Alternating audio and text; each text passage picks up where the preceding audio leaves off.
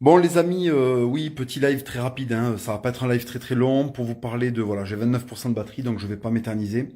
C'est pour vous parler donc de l'affaire qui a secoué là récemment l'actualité, de l'affaire Lola. En fait, si vous voulez, il faut comprendre un truc qui est très simple. Bon, on est tous sidérés par l'horreur de la chose parce que là on bascule vraiment dans quelque chose qui est... c'est plus seulement du fait divers avec une empoignade, une rixe, un coup de couteau pour un mauvais regard. Là, vraiment, il y a vraiment un virage dans l'horreur. C'est vraiment quelque chose de... Je crois que vraiment tout le monde a été touché. J'ai vraiment senti que ça a été unanime. Il y a vraiment beaucoup de gens qui ont été touchés, mais parce que, en fait, il y a tout.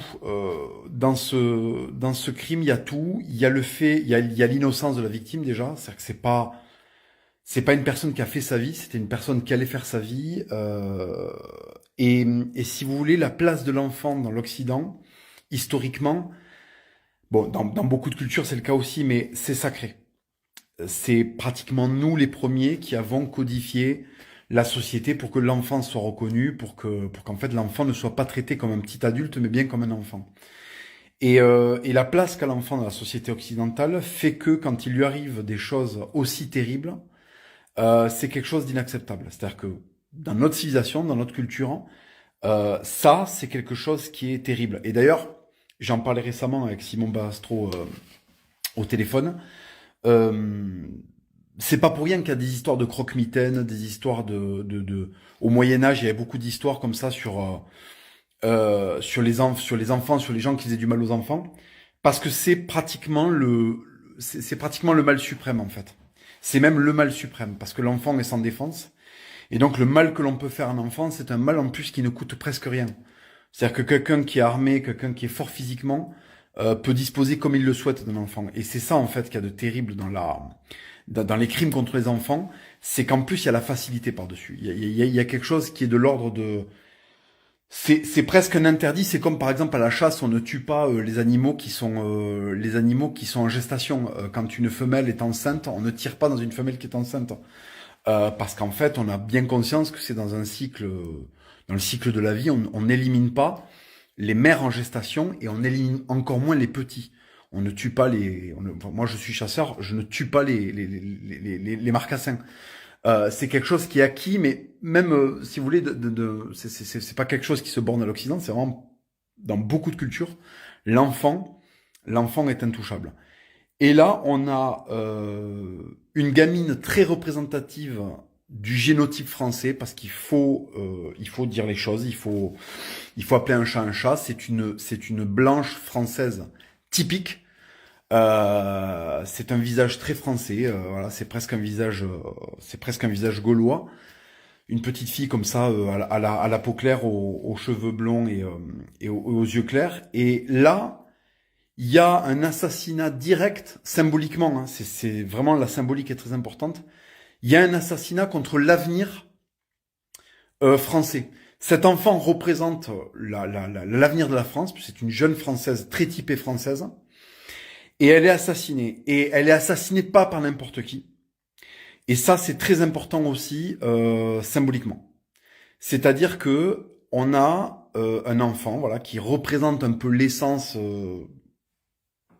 génétique du pays, qui est assassiné par des gens qui faisaient une obligation de quitter le territoire français, qui faisaient l'objet, pardon, d'une obligation de quitter le territoire français, qui n'a pas été respectée. Donc là, si vous voulez, il y a tout. Il y a vraiment tout. Et par-dessus, et je crois que c'est ça le plus horrible, enfin, c'est pas le plus horrible dans l'histoire, mais c'est la pointe d'humiliation qu'il y a à chaque fois, c'est que Emmanuel Macron a tweeté pour féliciter Benzema. Alors Benzema, bon, il est d'origine algérienne, il a rien à voir avec avec le crime. Il y a plein d'Algériens qui ont rien à voir avec ce crime, évidemment. Mais symboliquement, si vous voulez, symboliquement, c'est particulier. C'est-à-dire qu'il y a une jeune Française qui est assassinée par 4 ressortissants algériens. Et il a fait en 48 heures un tweet pour les 61 ans des heures qu'il y a eu en Algérie. Il a fait un tweet pour Benzema. Ça tombe mal. Voilà, ça tombe mal, ça manque un petit peu de délicatesse, ça manque même j'ose dire, d'intelligence. Si c'est fait exprès, c'est démoniaque. Si c'est pas fait exprès, c'est très inquiétant parce que le type qui est à la tête de l'État n'a pas fait la corrélation simple entre gratifier, gratifier un type pour son ballon d'or le jour où il y a une gamine qui est démembrée par des ressortissants algériens. C'est complètement dément. Alors, ce qu'il faut bien comprendre, c'est que il n'y aura pas, si vous voulez, ce qu'il faut comprendre. Je suis désolé de vous dire ça. Je sais que ça va être très dur, difficile à entendre. Il n'y aura pas de résonance autre que virtuelle au décès de la petite Lola. C'est-à-dire, on va tous être fâchés, on va tous poster des choses sur Internet, on va tous vouloir un peu faire émerger cette question dans les grands médias, et ça ne marchera pas. Je vous le dis d'ores et déjà, ça ne marchera pas. Si cette gamine avait été de n'importe quelle autre ethnie que blanche et de souche, parce que très certainement que ses ancêtres sont catholiques, il y a 99,9% de chances que ses ancêtres soient catholiques.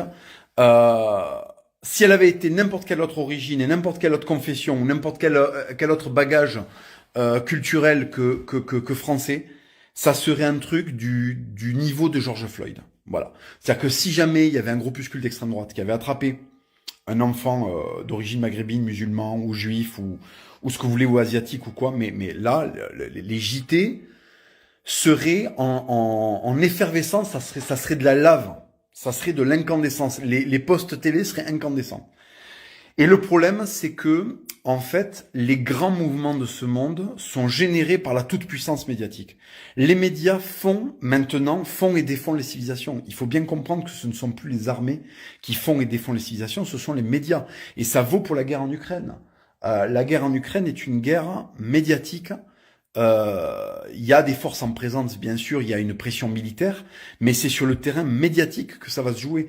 Et aujourd'hui, les médias font et défendent des empires, font et défendent des nations, font et défendent des cultures, et surtout, font ou ne font pas émerger des thèmes, des thématiques. Et le massacre, le martyre de la petite Lola, en fait, aurait dû être un espèce de précédent. Médiatiquement, ça aurait dû être l'explosion. Dans un pays sain, ça aurait dû être la vague de consternation, et on devrait être en boucle là-dessus, mais en convoquant les responsables politiques, en convoquant ceux qui ont permis que ça arrive, parce qu'il y a des gens qui ont permis que ça arrive. Il faut être capable de le dire. Il faut être capable de dire, il y a des gens qui ont la responsabilité que cette chose n'arrive pas, et cette chose arrive. Voilà. On a un ministre qui était chargé de faire respecter les obligations de quitter le territoire français, et qui ne l'a pas fait. Il y a des complices à ce qui se passe. Quand on a des gens qui n'ont pas la nationalité française, qui se baladent en liberté dans nos rues et qui finissent par commettre des crimes, les sans-frontiéristes ont une responsabilité. Les gens qui sont comme ça contre le contrôle aux frontières, qui sont pour l'accueil de tout et de n'importe quoi dans notre territoire, ont une part de responsabilité là-dedans. Et en fait, on n'est pas capable médiatiquement, les médias ne veulent pas faire de cet événement un précédent, et du coup convoquer qui doit être convoqué et qui doit s'expliquer publiquement. Voilà. Alors, dans un pays sain, dans un pays autre que postmoderne, il y aurait eu des émeutes à minima, une vague de protestations, une insurrection, c'est envisageable. Or, il n'y aura rien d'autre que, et j'en fais partie, il n'y aura rien d'autre que des gens qui exprimeront leur désespoir virtuellement sur Internet. Mais le problème, c'est que tout ça est du virtuel. Je veux que vous compreniez que le monde dans lequel on est en train de discuter en ce moment, c'est-à-dire moi depuis l'endroit où je suis et vous depuis l'endroit où vous êtes, c'est un monde virtuel. C'est un monde qui n'a pas d'incidence sur le monde réel. Il en a très très peu. Je milite depuis des années, il y a des gens qui militent depuis bien plus d'années que moi, et en fait le constat commence à être le même, c'est que le virtuel trouve ses limites. J'ai fanfaronné il y a un an en disant qu'on avait gagné la bataille d'Internet, la droite, ce qui est vrai, mais en fait, ça ne débouche pas sur des choses plus conséquentes. Pourquoi ? Parce qu'en fait, il y a encore trop de gens qui sont en train d'attendre des solutions virtuelles et qui manifestent leur idéologie virtuellement et qui ne sont pas en accord avec ça dans la vie qu'ils mènent et dans les choix qu'ils font. Vous avez l'impression, j'imagine tous, que oh là là, tout le monde a envie de réagir à ce qui s'est passé pour Lola. mais parce que vous êtes dans une bulle algorithmique. Il faut comprendre que nous sommes dans un pays qui a voté à 58% pour Macron. Et ne me dites pas, oui, mais il s'était pas encore passé ce qui s'était passé pour Lola, parce que des événements comme ça, il s'en est passé des centaines. Il y a une gamine à Lyon qui a été traînée par une BMW ou une Mercedes qui lui rentrait dedans. Elle a été traînée sur plusieurs centaines de mètres. Ces choses-là existent depuis des années. La décapitation de Samuel Paty, moi je me suis dit, ça y est, les Français, là ils vont comprendre qu'il y a quelque chose qui se joue du point de vue civilisationnel. Et en fait ça n'arrive pas.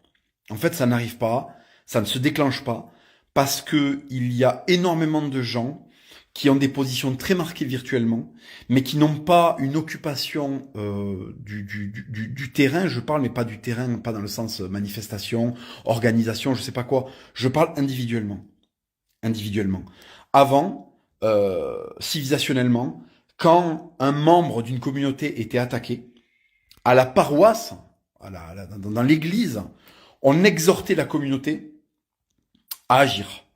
Je vous rappelle que la première croisade, elle a été possible avec l'appel d'un évêque à Clermont. À l'époque, la France était un territoire de forêt. Les villes étaient séparées par des jours et des jours de marche, ou des semaines même, et des jours à cheval. Et il y a un petit évêque à Clermont qui a fait un appel en 1096 ou en 1093, je confonds à chaque fois. Les seigneurs sont venus, c'était un clerc qui a fait cet appel-là. 3 ans plus tard, il prenait Jérusalem. Voilà. Vos ancêtres, ils n'étaient pas dans le virtuel. Nos ancêtres, ils n'étaient pas dans le virtuel. Et ils avaient une boussole, politique, une boussole, si vous voulez, structurelle, socialement, qui était le catholicisme. Je sais que vous n'aimez pas entendre des discours qui vous appellent à retourner aux religieux. Mais il faut bien comprendre que chaque fois que l'Occident a pu se réveiller contre une agression extérieure, et nous vivons une agression extérieure qui est devenue maintenant intérieure, c'est par la mutualisation des forces catholiques, par la mutualisation, enfin en tout cas, par la compréhension que nous sommes une civilisation face à une autre. Nous sommes la civilisation européenne d'ascendance chrétienne, bercée de philosophie hellénistique, si vous voulez. Mais ce qui structure notre nation et ce qui nous a toujours permis de faire face aux agressions, c'est le catholicisme. Le catholicisme nous fait le catholicisme nous fait en fait comprendre que nous sommes un tout. Virtuellement, quand on se parle, on a l'impression d'être seul. On peut avoir comme ça des amis qui pensent comme nous, mais on se sent pas dirigé par quelque chose de puissant qui aille au-delà de la politique, qui aille au-delà je sais pas, des structures partisanes. C'est le catholicisme, c'est notre civilisation. Tant que nous sommes des bestiaux sans boussole spirituelle, sans identité, il n'y aura aucune nouvelle France possible. En face, en fait, ça a beau être ce que vous voulez, des sauvages, des abrutis, ce que vous voulez, ils ont 2 caps. Ils ont la natalité et ils ont la structuration religieuse. Même s'ils sont pas de bons croyants et que ils sont pas tous les jours dans leur édifice religieux en train de faire la prière, ils le gardent à l'esprit. Ils se disent, je suis ambassadeur de ma civilisation dans une ère géographique qui n'est pas mon ère géographique. Et j'ai 2 devoirs, c'est convertir et puis plus tard dominer. Voilà. Et en fait, nous, on est désunis, on n'a plus de cap civilisationnel, on proteste virtuellement, quelle incidence avons-nous dans le réel ? Quelle incidence avons-nous dans le réel ? Pour qu'il y ait une sensation de puissance, il faut que les gens se retrouvent. Vous êtes tous isolés les uns des autres. Vous êtes tous dans vos salons ou dans vos chambres ou au boulot en train de regarder cette vidéo. Moi-même, je suis isolé à l'endroit où je le fais et où je fais cette vidéo. Et en fait, nous n'avons pas de superstructure avec des représentants de ces superstructures qui se disent, effectivement, j'ai des gens motivés, je peux en faire quelque chose. Voilà. L'évêque de Clermont, et Urbain II au-dessus de lui, le pape Urbain II, je crois que c'était le pape Urbain II, l'évêque de Clermont, il voyait que les types, en fait, il faut comprendre que pour générer des énergies historiquement, il faut qu'on ait en face des gens énergiques. Là, il y a des gens qui pourraient avoir la tentation de faire des choses, de bouger. Imaginons, j'en sais rien, imaginons un gradé dans l'armée, pas un très haut gradé, un mec, voilà, il se dit, allez, je sors en tank d'une caserne, on va tenter quelque chose. Je dis une bêtise énorme. Comment voulez-vous qu'il le fasse si en face de lui, il a des gens qui peinent à, par exemple, à assumer leurs idées publiquement? Combien je connais de personnes qui m'ont demandé une photo dans la rue et qui m'ont dit surtout ne la poste pas sur les réseaux parce que ça va être chaud pour mon travail. Mais si t'es pas capable d'assumer tes idées, comment tu veux que ton pays change? Si t'es pas capable de venir faire valoir ta culture millénaire, comment peux-tu demander à un tel de venir changer le pays? Ça ne viendra pas d'en haut, ça viendra de vous. Ça viendra de vous. Montrez que vous avez une incidence dans le réel, montrez que vous êtes capable d'avoir une discipline. Combien de fois j'ai dit aux gens, inscrivez-vous, passez votre permis de chasser, allez prendre une licence de tir, soyez en capacité de vous défendre. Quand je demande aux gens qui me posent des questions, combien l'ont fait, personne ne l'a fait. Et à côté de ça, les mêmes qui n'ont pas été foutus d'envoyer un putain de mail pour aller faire une formation, pour apprendre à se servir d'un putain de 12 ans, ce sont les mêmes qui disent « Oh, il faut que ça bouge, il faut qu'il se passe un truc, il faut que les militaires ci, il faut que Zemmour ça, il faut qu'un tel ci, il faut que les youtubeurs ça. » Mais en fait, comment demander à des gens de faire si vous n'avez pas fait le minimum? Si déjà, à la maison, vous n'êtes pas capable d'assumer vos idées. C'est ça, en fait, le problème. C'est ça le souci dans ce pays, c'est que on a des demandes. Bien sûr qu'on vit cette tragédie de manière extrême. Et on a des demandes extrêmes. Est-ce que nos efforts sont extrêmes? Est-ce que nos efforts sont extrêmes?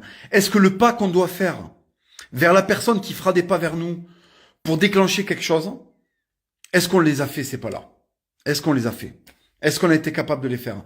Qu'est-ce que vous avez changé, vous, dans vos vies, pour vous rapprocher d'un modèle plus français, pour vous rapprocher de ce que faisaient vos ancêtres? Et cette question que je vous pose, je me permets de vous la poser parce que j'ai fait cet effort-là. Et je l'ai fait avant d'être sur YouTube et avant d'être écrivain. Je l'ai fait quand j'étais salarié comme vous. Comme vous. J'avais déjà fait des choix qui me rapprochaient d'une vie traditionnelle. Mon catéchisme, je l'avais fait, alors c'était dans l'église conciliaire, entre-temps je suis devenu cédé-vacantiste, hein, mais mon premier catéchisme, je l'ai fait tout seul, j'étais issu d'une famille de gauche, j'ai eu cette impulsion tout seul, c'était chiant parce que j'étais pas préparé à ça, parce que c'était la religion n'était pas dans mon domaine de pensée, c'était pas dans mon univers. J'ai fait l'effort, bordel, j'ai fait l'effort. Quand j'ai passé la première fois les portes de mon club de boxe, c'était compliqué. Tu prends des branlées pendant un mois et après ça va mieux. Et il y en a plein qui supportent pas les branlées pendant un mois. C'est pareil quand je me suis inscrit à la chasse, il y avait des gamins de 12 ans qui ont appris à chasser avec leur grand-père, ils m'ont humilié parce que moi j'y connaissais rien. Bon, eh ben j'ai pris sur moi, je me suis renseigné, j'ai appris des choses. Aujourd'hui, je suis chasseur. Aujourd'hui, je suis rentré dans cette famille-là. Je suis rentré dans la famille de la boxe. Je suis rentré dans la famille chrétienne. Encore mieux. Et ce que je veux essayer de vous dire, c'est que les indignations sur Internet, les vidéos, les entretiens chocs que je peux faire, tout ça, c'est 2% du travail. C'est les 2% du travail qui doivent vous donner envie de faire les 98% d'autres. Vous comprenez? Je suis là cette année, j'ai pas envie de faire d'entretien choc parce que je n'en vois plus l'intérêt. C'est terrible. Je suis désabusé de voir à quel point il y a une distance entre ce que vous pensez et ce que vous faites. Et c'est pas grand chose que je vous demande. Je suis pas en train de dire sortez dehors et allez faire la guerre, ou sortez dehors et faire la révolution. Je vous demande d'être apte à vous défendre et de faire des choix qui feront que vous et vos enfants vous ne vous retrouverez pas en position de vous faire égorger par des gens qui avaient une obligation de quitter le territoire français. Je suis parti à la campagne, j'ai appris à me défendre physiquement. Et après, j'ai appris à me défendre avec des armes parce que c'était important pour moi. J'ai appris à me nourrir tout seul. Aujourd'hui, Intermarché, il ferme, il y a une pénurie. Je sors de chez moi, je suis dans un endroit où les sangliers, ils doublent de population chaque année. Bon, ça c'est partout. Il y en a à 300 mètres de là où je vis. Vous comprenez ce que je veux dire? Il n'y aura pas d'émergence de solutions si vous continuez à vivre comme des gauchistes, si vous continuez à vivre de la même façon que les gens que vous combattez. Voilà. Il faut trouver des solutions. Et ne me parlez plus de révolution si quand je vous dis allez trouver un boulot à la campagne, vous me dites ah c'est compliqué, j'ai pas envie, pas la motive. Les gars, il faut à un moment être proactif. Nous sommes menacés, nos enfants commencent à être tués. Non seulement on fait pas assez d'enfants, et je m'inclus là-dedans. Après, j'ai une position qui est particulière parce que quand il y a votre nom partout sur Internet qui est assimilé au nazisme, si vous voulez, pour rencontrer une femme, c'est complexe. Grâce à Dieu, j'en ai une dans ma vie, donc je vais essayer de fonder une famille. Mais ce que je veux vous dire, c'est que il y a des gens pour qui ce sera un petit peu plus simple, voilà, parce que leur patronyme sera pas rattaché à 25 articles qui ramènent aux heures les plus sombres. Donc ce que je veux vous dire, c'est que des solutions, il y en a, il faut juste être proactif. On a en France malheureusement eu les testicules coupés par un État qui est omniprésent, qui s'occupe de tout dans vos vies, bon, sauf de l'essentiel, et qui en fait vous met des piqûres d'endorphine tous les jours. Tous les jours. Vous êtes dépendant de cet état-là. Et récupérer son indépendance, ça se fait dans la douleur. Les hommes se font dans la douleur. Vos ancêtres se sont faits dans la douleur. Nos civilisations se sont faites dans la douleur, dans le travail, dans l'abnégation, dans le sacrifice. J'ai écrit un chapitre entier sur l'édification des cathédrales, qui étaient des sacrifices financiers, qui étaient des sacrifices de santé, de vie, de temps, d'espoir, pour faire émerger quelque chose qui se rapproche d'un idéal. Nos ancêtres avaient un idéal, c'est ça, la vraie nourriture des hommes, c'est un idéal. Or, nos générations n'ont plus d'idéal.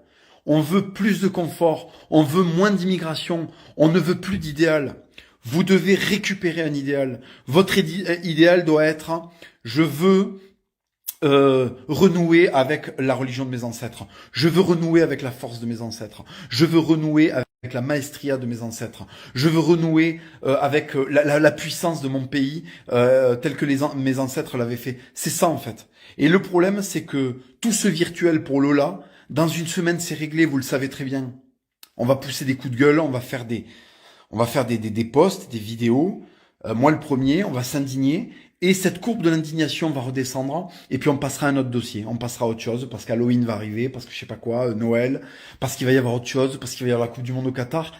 Une actualité en chasse une autre. Ce qui demeure, derrière ces faits-là, ce qui demeure, c'est